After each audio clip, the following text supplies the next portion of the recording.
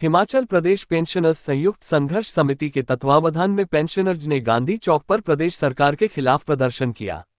वित्तीय लाभों की अदायगी न होने से बिफरे पेंशनर्स ने मिलकर सरकार के खिलाफ नारेबाजी भी की। इस दौरान समिति के नेताओं ने उपस्थित पेंशनरों को संबोधित किया।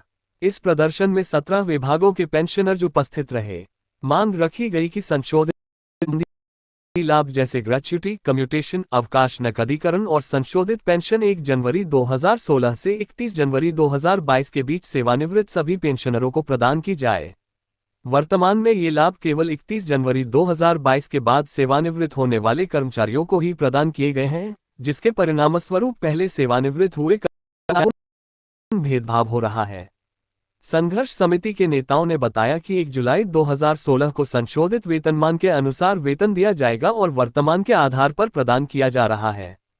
इस दौरान कहा गया कि प्रदेश सरकार ने 4% डीए दिए जाने की बात कही थी, लेकिन ये 3% दिया गया है।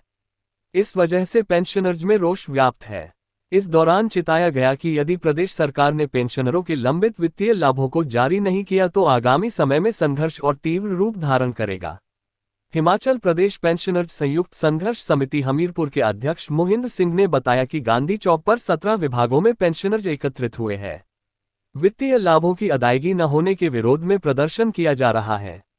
उन्होंने कहा कि 4% डीए देने की बात कही गई थी, लेकिन 3% ही जारी किया गया है। प्रदेश सरकार पेंशनरों की अनदेखी कर रही है, जो कि बर्दाश्त नहीं की जाएगी।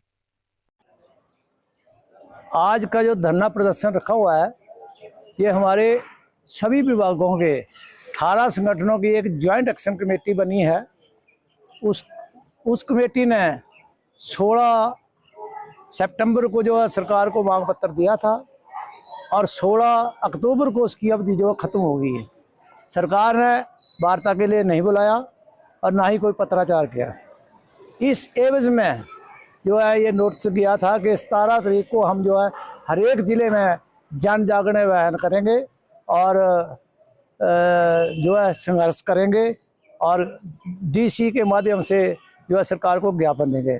उस उपलक्ष्य में धरना प्रदर्शन रखा है और मांगे हमारी यह है कि जितने भी विभाग के सेवानिवृत्त कर्मचारी हैं उनकी मांगे यह है कि ये पहली बात तो है कि 3 सालों से करीब सबका किसी भी विभाग का जो चिकित्सा बिलों का अदायगी वो सरकार नहीं कर पाई है। झूठी घोषणाएं करती रही है और झूठी घोषणाएं करते इंतजार करते करते लोग जो हमारे कई स्वर्ग सिधार गए हैं, क्योंकि पैसे के अभाव से वो अपना सही ढंग से इलाज नहीं करा सके। दूसरा, एक 16 का जो पे स्केल का संशोधित वेतनमान का एरियर हमारा करोड़ों रुपया सरकार के पास फंसा हुआ, उसको देने में भी सरकार आनाकानी करती है। दूसरे विभागों को, कई विभागों को 50,000 की किस्त एरियर की दे दी गई है, जबकि किस्तों में एरियर का कोई प्रावधान नहीं है। सुप्रीम कोर्ट का फैसला है कि एरियर जो है एक मुश्त दिया जाए, परंतु फिर भी सरकार ने 50,000 रुपये की किस्तें कई विभागों को दी। कुछ HRTC या कुछ कॉरपोरेट सेक्टर ऐसे हैं उनको आज तक सरकार ने फुट्टी कौड़ी तक नहीं दी है। तो दूसरा, जो डीए है, डीए आज स्टेट गवर्नमेंट जो है हमारे को 42% दे रही है, जबकि केंद्र सरकार का 58% चल रहा है।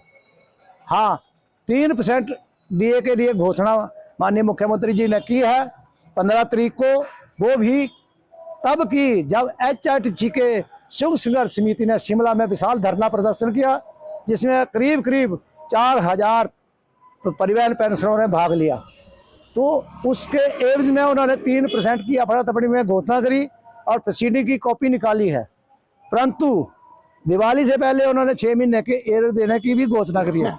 मगर हम सरकार से इसके बारे में विरोध करते हैं कि 3% अगली तो उन्होंने दे दी, पिछली जो 4% की किस्तें हमारी डीए की ड्यू है वो कौन देगा।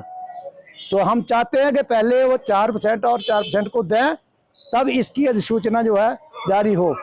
कॉरपोरेट सेक्टर, HRTC, कोई भी कॉरपोरेट सेक्टर है, उसके लिए अभी तक इन्होंने कोई नोटिफिकेशन नहीं निकाली है। इससे भी पेंशनों में रोष है। दूसरा, जो 16 से पहले के पेंशनर हैं उनका हमारा जो बाली परिवहन मंत्री होते थे, उन्होंने हमारा DA 113 पे फ्रीज कर दिया था। उसको जब हमने जद्दोजहद करके खिलवाया तो उसके हमारा एरियर फंसा हुआ है करोड़ों रुपए का। कुछ लोगों ने तो केस करके ले लिया और कुछ लोग अभी भी आधे लोग बचे हुए हैं, उनको आज तक सरकार ने एक फुट्टी कोडी तक नहीं। कारण ये है कि एक तो सरकार अपनी मित्र मंडली को खुश करने में लगी हुई है। जो अपने मित्र मंडली है उसको कहीं चेयरमैन कहीं वाइस चेयरमैन, जो हारे हुए नुमाइंदे होते हैं उनको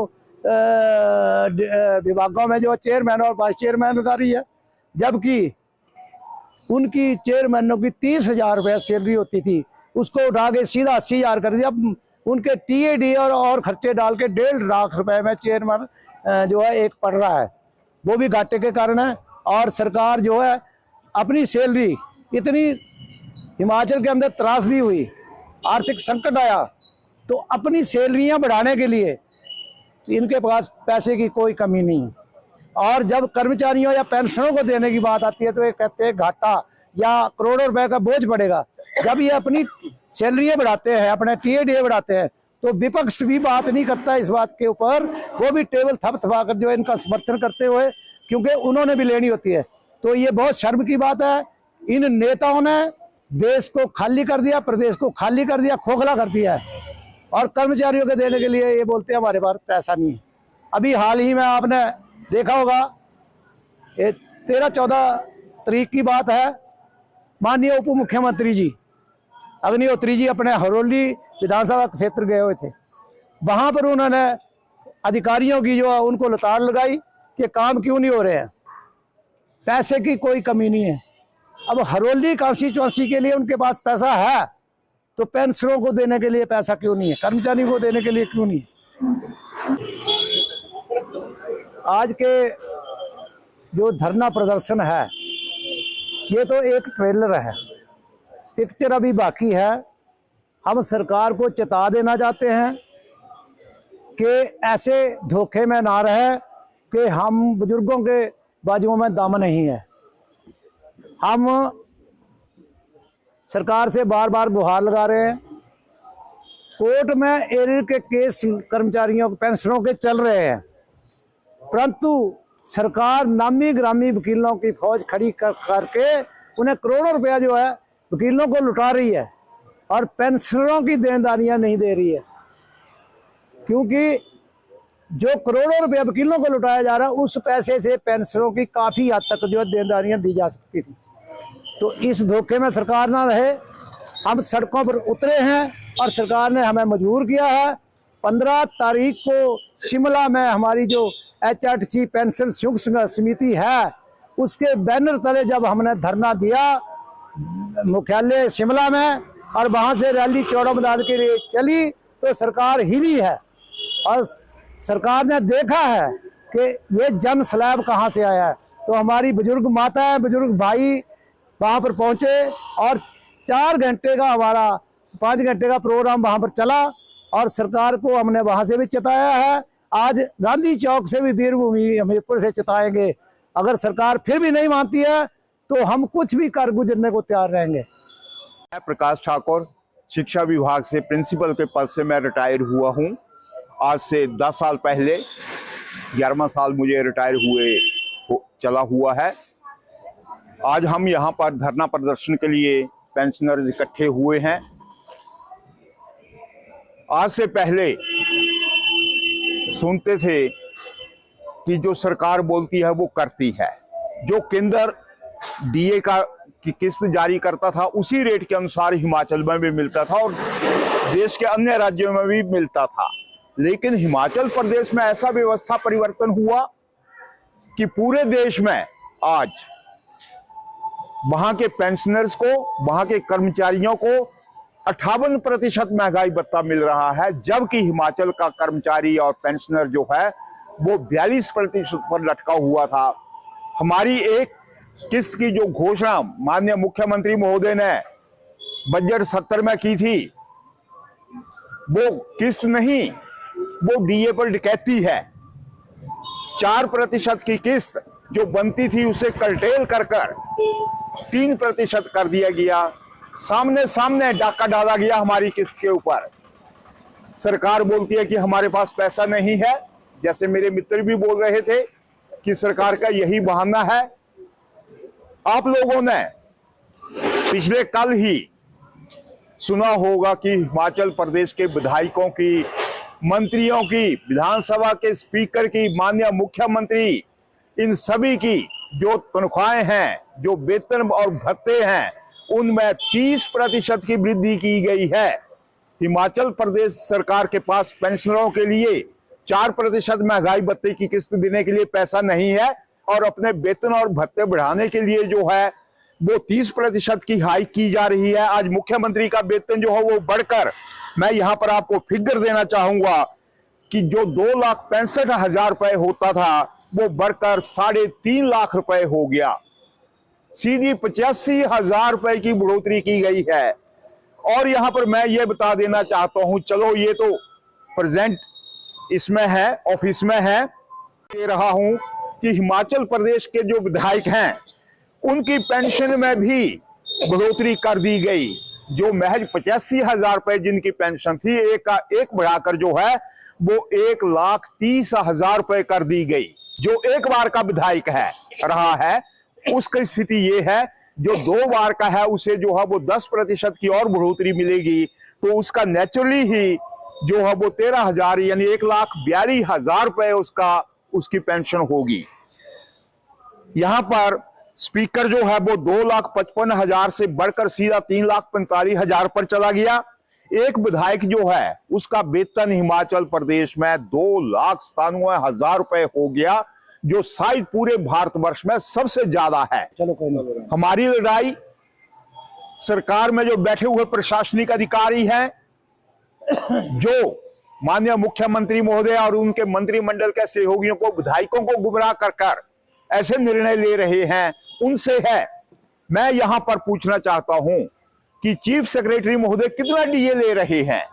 क्या उनका डीए भी 42 से 45% हुआ था या 42 से 46% हुआ था? आज हिमाचल प्रदेश में जितने भी आईएएस, आईपीएस और आईएफएस तैनात हैं, केंद्रीय सेवाओं के अधिकारी, उनका डीए जो है वो 58% है। वो भी हिमाचल प्रदेश की हमारी ही जेबों से जाता है, ना कि वो उनके लिए केंद्र से कोई बजट आता है। तो आज का हमारा धरना प्रदर्शन जो है वो 11 बजे शुरू होगा, और मैं यहां से एक बार फिर चेताना चाहूंगा कि यदि सरकार हमारी मांगों को नहीं मानती है तो हम भी लंबी लड़ाई लड़ने के लिए तैयार हैं। हमारा कुछ नहीं सरकार बिगाड़ सकती है, ना तो हमारी बदली होगी, ना हमें सस्पेंड कर पाएंगे, जैसे कि कर्मचारियों के केस में ऐसा हुआ कि जिसने भी आवाज सरकार के विरुद्ध उठाई अपने अधिकारों के लिए, उसको सस्पेंड कर दिया गया या उसका तबादला कर दिया गया। हम डरने वाले नहीं हैं, जो होगा वो सड़कों पर होगा। होशियार सिंह सब इंस्पेक्टर 2018 में रिटायर हुआ था, और मैं इससे भी पहले हिमाचल प्रदेश पुलिस एसोसिएशन का सीनियर वाइस प्रेसिडेंट रहा। हमने काफ़ी स्ट्राइकें की, इससे पहले भी। मैं इन सभी का समर्थन करता हूं जिन्होंने सारा इसका श्रेय दिया, और इन्हें जो भी बात रखी है इसका समर्थन करता हूं। इस बार इस बात को रिपीट नहीं करता हूं, लेकिन जो भी सरकार कर रही है वो बड़ा दुर्भाग्यपूर्ण है, और अपने ऐशोप्रसी कर रही है, विदेशों में यात्रा कर रहे हैं। हमारे जो सेवानिवृत्त कर्मचारी हैं उनके लिए कुछ भी नहीं है। तो मैं सबका समर्थन करता हूँ। थैंक